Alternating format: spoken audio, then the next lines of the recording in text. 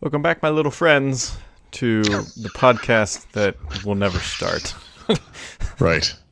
I did a really bad job of not thinking about what a giant blue image where the camera focuses on to a white balance. Mm-hmm. It's a curious image, too. It looks like it's an ice. What is this thing? An Allosaurus or something? That is, I think it's a T-Rex. Oh, yeah. It's So got this two is, little finger there. I think it's at the, well, actually, I think it's at the T-Rex diner or restaurant at Disney World, and you can understand why they call it the T-Rex restaurant.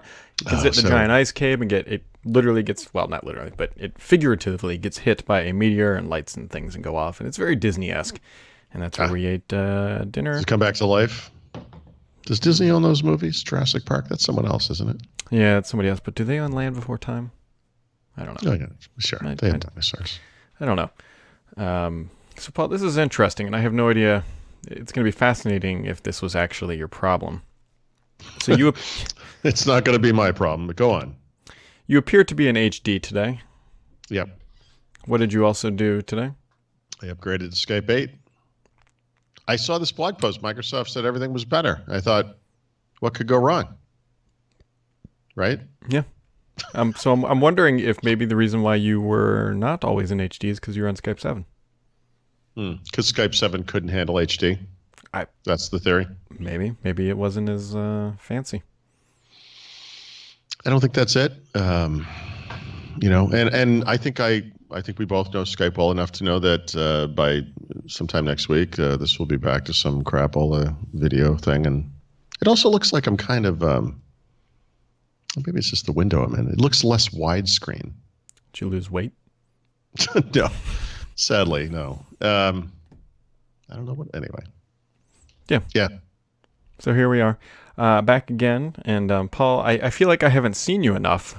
I know. I've been hanging around with my wife instead. And I have to say, it's not the same. Actually, so when I got back, for reasons both good and bad. When I got back, I told my wife, I was like, hey, I got to go to New York next week for another Microsoft thing. And she's like, why didn't they just combine them? It would have made the keynote about 1 million times more interesting. Oh, for sure. For sure. Yep. That would So have been now nice. it would have been Plus, nice. there's an awkwardness to this. Are you going to the Monday thing? I don't know yet. I get in relatively early on Monday, but then I got to do a webinar Monday afternoon. Yeah. And My wife might actually come on this trip, by the way. But regardless, suffice to say, tomorrow or Monday afternoon will be spent at Rattle. But the problem for me is I have to be there on really early on Monday morning for an event that is in the morning. And then I have to be there on Tuesday for another event that is in the very late afternoon. These couldn't be worse. For 2 days that are right next to each other, the schedule of these things could not be worse. So I had to book a second night at a hotel, which I'm really excited about. That was a major pain in the ass. I think I told you this story because I didn't see that Google had put in the dates as 2 weeks out.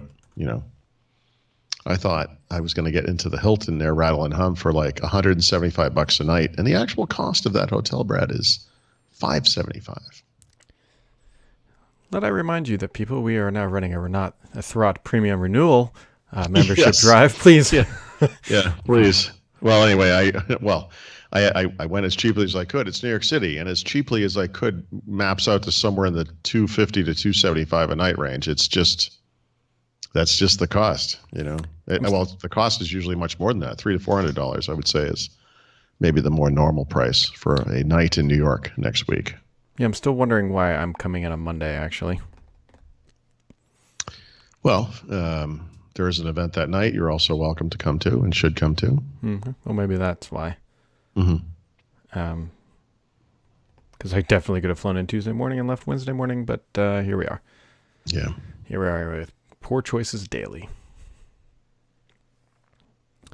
Anyways, did you see that Volkswagen chose the Microsoft Cloud for IoT, and they're going to start? Yeah. That's a big deal. We usually don't talk these like wins that Microsoft gets. They love to tout them, but I think this one's a little bit more than your average Joe. Hopefully this won't be Volkswagen's next scandal. Wow. But yes.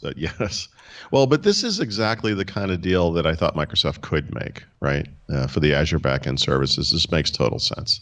This is really very much, in the old days, this deal would have been about getting Windows Automotive into a vehicle or some nonsense like that nobody ever wanted. To me, this makes tons of sense. This is, so this is good. And Volkswagen either was or will again be or whatever is like the number 1 or 2 automaker in the world. Yep. So it's not like they signed. I'm trying to think of some little car maker like they didn't sign up with a Bugatti or I don't even know who makes cars. I think Volkswagen actually makes Bugatti. Yes, well, of course they do. Yeah, right. Like Volkswagen owns half of Europe now, don't they? Skoda, yes, they probably. Yeah. Anywho, okay, so terrible example. Anyway, you get the idea. So this is a big deal. Yeah. Speaking of next week, John, we'll just call him John in the chat room, says, "Hi all. Does anyone know if the Microsoft event next week is going to be live streamed? I'm assuming it will be given the multiple hardware announcements. I don't know that it is actually. I don't think so.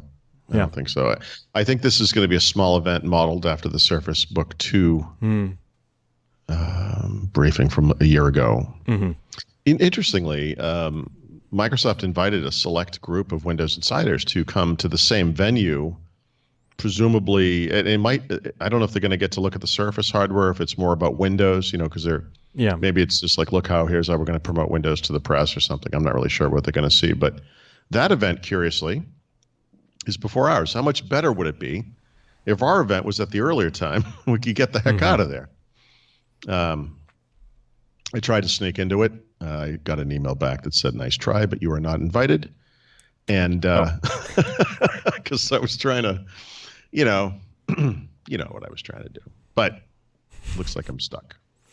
I don't even know where it is in New York. I hope it's near. Oh, right. I haven't even looked this up. That's a good point. So these things, right, because where it is in New York could dramatically impact how this day goes, just because of the difficulty of getting back and forth in Manhattan, especially. This is when we find out it's actually in Jersey. Yes. Well, God, I wish it would be. That'd be closer to home. I could drive to Jersey City, but yeah, we're screwed, I think is the short answer. I don't remember. I'm not even I should look that up, Brad. That's a good point. I just put all my calendar stuff together, and the one thing I didn't put together was the Microsoft event. Yeah, I don't have it in my calendar. That is most unfortunate. Yes, it is. Curious, have you used this Brave browser? I saw you write about it this morning. Yeah, I have. I like it quite a bit. In fact, when I went to Europe this summer, I meant to do a short series on alternate browsers, and Brave was the one that was kind of at the top of my list because it uses Chromium, which is the basis of Chrome, and thus kind of supplies that thing that I think a lot of people are looking for, which is everything that's good about Chrome with none of the Google stuff, Opera is kind of in the mix as well, and there's some other browsers too. Brave is interesting because they have a mobile client everywhere. It's on all desktop platforms, including Linux. It's not quite at 1.0, right? So the beta release just came out today or yesterday or whatever. When 1.0 comes out or before 1.0 comes out, they will have mobile to PC sync. Like they don't have cross-device sync yet, but it's coming. And it's got a very nice kind of, I would call it almost Safari-esque kind of minimalist user interface, which I like. It's highly configurable. It works with Chrome plugins. It's got all these pros, and it's really about it's about a number of things, but the two big ones probably are security and privacy, automatic blocking of trackers and ads, and then just performance, because that other thing also helps with performance, right? When you don't have a bunch of ads and blockers coming on all the time. So it's definitely something to look at, because to me, like the minimum for any browser is it has to be available on mobile, so you can sync. Yeah. And Firefox does this. Edge didn't do it for a while. Now it does do that. That's big. Chrome obviously does it. I'm trying to think of the name of the one. What's the one? There's another browser I've tried recently. It does not have a mobile client. I can't remember the name, so it doesn't matter. But anyway, they will do it. There is a mobile client, and they will have the sync. Well, great. Does it support all? What about all the extensions? Yeah. It's all there. Yeah, well, I mean, I believe it supports all Chrome extensions. There may be some incompatibilities, here and there, I guess, but The ones that I use, Grammarly, Pocket. I don't actually put an ad blocker on there anymore because it just has that. But the stuff I do use works. I mean, it's absolutely worth trying. Just kind of take. It has a dark mode, which Chrome doesn't have, by the way. Other question. Mm-hmm. How do they make money? Volume. No, I'm not really sure. This company was started by Brandon Eich, who was a co-founder of Mozilla and also the inventor of the JavaScript programming language. One of the other side, this feature is somewhat controversial because I don't think it's very well supported, but there's kind of a built-in contribution system that content creators can sign up for, and you can choose to pay the sites that you visit. You don't have to use it. You can just say no to it as you set up. But it's kind of that's another interesting aspect to it. To me, the bigger deal is it's just the performance and the security and the privacy stuff, and the fact that it is Chromium is big, right? It is, it is one of the things you might. It's the Google-less Chrome maybe that you might have been looking for. Google-less Chrome. Google-less. Oh gosh. The nice thing about traveling is that it's real helpful for staying on top of life and everything else that's going on. Yep. I like when I look at my RSS feed after a day and there's like 183 things in it, and you're like, here we go. Yep. Any last minute guesses or surprises you think we'll see next week? Yeah, I don't anticipate anything surprising. I think it's going to be Surface Laptop, Surface Pro 6. I think it's going to be Windows 10 version 1809 is now available. I think we're going to have a little casual encounter with Panos like we did last year. Not the golf thing, Brad, the other thing. Well, no, now I got to ping him at a book and let me talk to him. And I think we're going to have a Windows 10 pavilion type thing where we walk around and we see all the, maybe some peripherals. They're arguably overdue for a new dock, but it looks like, this is incredible to me, but a lot of the leaks we've seen these devices may not even have USB-C ports. I don't even know what to think anymore. I don't know. Maybe a new Surface Studio. Actually, there was a rumor about that.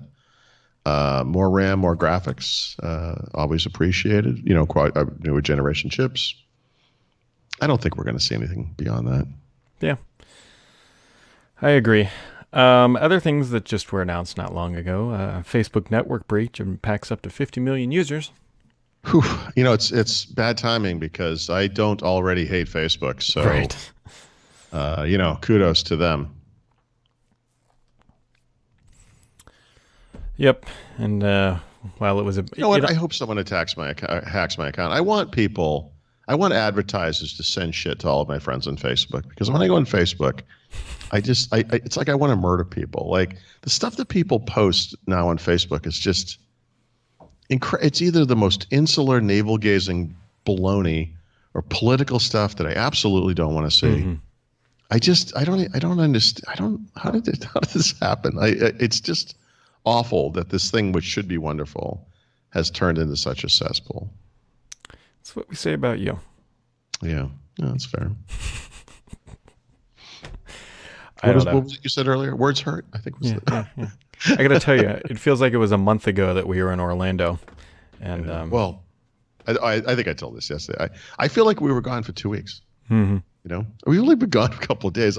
It was really like three days back to back, really. I mean, it wasn't enough time, for anything to change in any of the online stores or any of the content store or whatever. I mean, it's just, I don't know why it affects me this much.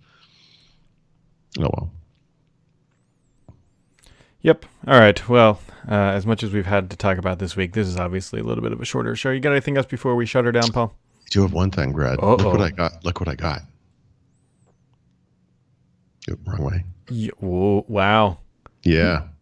Did you buy that? No, actually, they sent it to Megan Moroney at Twit to review. She doesn't have any way to use it. I almost don't myself.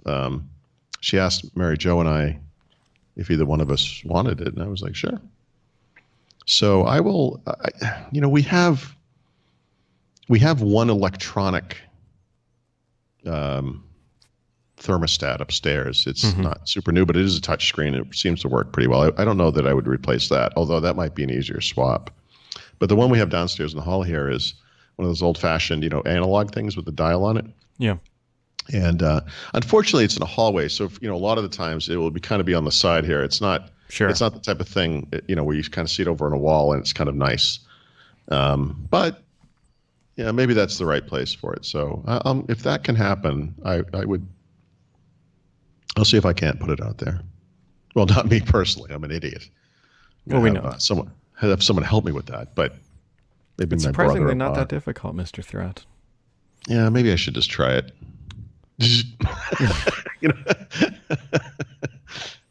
Yeah, I installed my Nest. I mean, I think, depending on your system, it's like 3 or 4 wires, and you just line them up. How about power, though? How did you handle the power part of it? Was it just built into the thing? Well, yeah, there's like 3 or 4 wires back there, and they just screw them in. So here, let me show you this little guy. Actually, it's not that little. That's the problem. There's also this thing. It's like, I don't know what. I haven't looked. I literally just opened it before the show because I thought you might want to see it. But I don't know. This looks like, would this go on the wall? I'm not even sure. I bet it does. I bet that thing connects to the thermostat. Drop it into the wall. Yep. Yeah. Well, yeah, I'm sure it does too. But yeah, maybe some of it goes to the connecting cables and some of it goes to the device. I don't know. Well, make sure you live stream whatever you do. Yes. It's going to be like me getting electrocuted. It's what we want. Oh, brother. Anyway, how about you, Brad? Do you have anything going on? Big weekend plans? Nope. All right. Perfect. All right. That wraps it up for today, folks. We'll be in New York next week. I'm anticipating shows are going to be, well, much like last week, a little sporadic because we have to record them locally, then edit, then upload, and all that good stuff. But we will be at the event covering whatever Microsoft announces, and have yourselves a wonderful weekend, and we'll catch you right back here next time.